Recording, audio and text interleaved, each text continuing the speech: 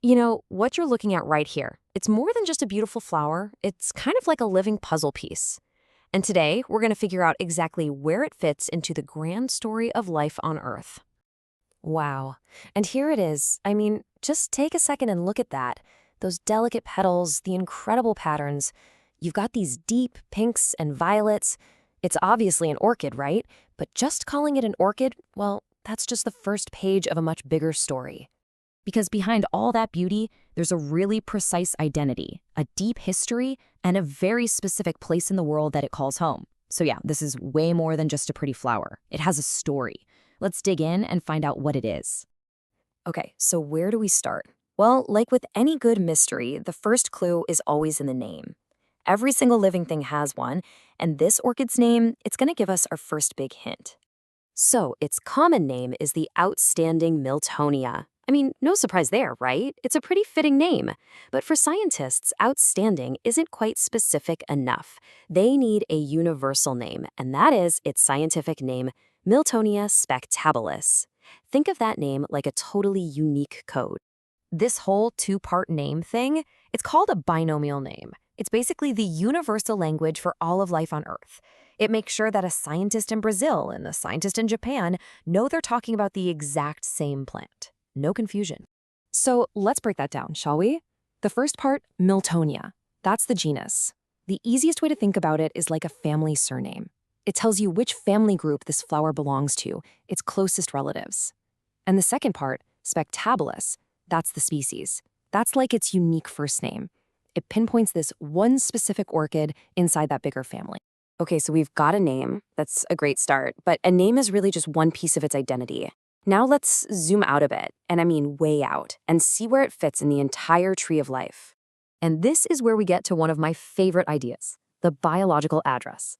Seriously, think about your own address. You've got a country, a state or province, a city, a street, all to pinpoint your exact location, right? Well, scientific classification does the exact same thing, but for a species in the gigantic kingdom of life. All right, let's trace the full address for our orchid. We start big, really big, with the kingdom Plantae. It's a plant, easy enough. Then we get more specific, narrowing it down through these groups called clades to the order Asparagales. And then we hit a huge and famous family, Orchidaceae. We're in the orchid family. From there, it's our genus, Miltonia, and finally our species, Spectabilis. See how that works? Each step gets more and more focused until, bam, there's only one organism left, our flower. So we've got its scientific address down. But what about its geographical one? Like, where on the map can you actually find this thing? Well, its home is right here. We're talking about the incredibly lush, biodiverse ecosystems of eastern Brazil. And get this specific environment is the only place in the entire world where this species is confirmed to grow in the wild. That's it. And here's a little interesting tidbit for you. For a while, people thought you could also find it in Venezuela. Turns out, that was actually a mistake. It's a small detail, but it's a great example of how science works, right? It's always checking, rechecking, and correcting itself to get the most accurate picture. Okay, so you think we've got it all figured out, right? We know its name, we know where it lives, but hold on, there's a twist.